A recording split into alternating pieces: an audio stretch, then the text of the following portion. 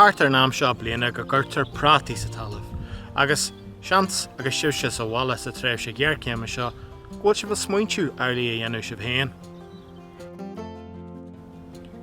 Is fiú go mór é a réal, cé go bhfuil go leor ibre leis, tá se galanta bheith an do chuid glasraí híana chuir de habla.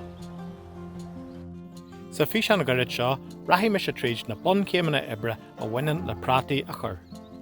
Agus a bhí sein eile amach an seo, arcamuid ar na céimeanna ibre a bhaineann le éire ó thuirta na preataí sin. Cé jab atá le déanú ná an talamh a olbhú. Bhris me sin talú seo suas cúpla seachnaithin, mar sin tá sé jazz bóg.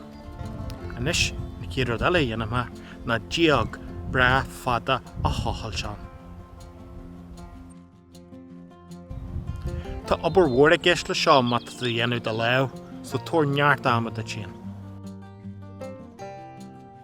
Anis agus sin deanta, chuir a pór preataí isteach an.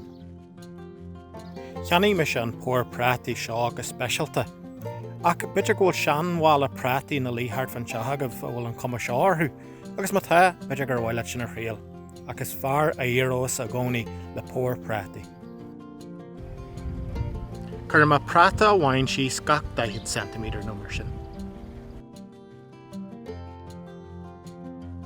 Is ag an stad seo a chuirtha éileach nó lasú de 6 éigean ar na preataí de gra. Ní dhéanaí me sé sin am léana áfach, or tá lasú fáite agamsa a bhfuair am leachta a tá deanta den neaman, rud atá orgánach, agus fíormhaid a freataí.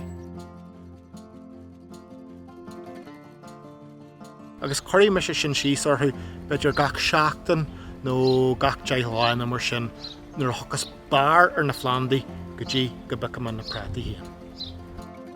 Níl fáca le déanamh go manis ach na preataí a clúdach le cré. Is maith le preataí chuid mhór uisce agus éireadh fáas. Mar sin, má bhí an chréimhse tíreamán, bíigí cinse agus uisce a chur orthú gur réalta. Ná bí buirtha mar bhfuil conaíart a mí faoin tua nó mar bhfuil mór an spás agat.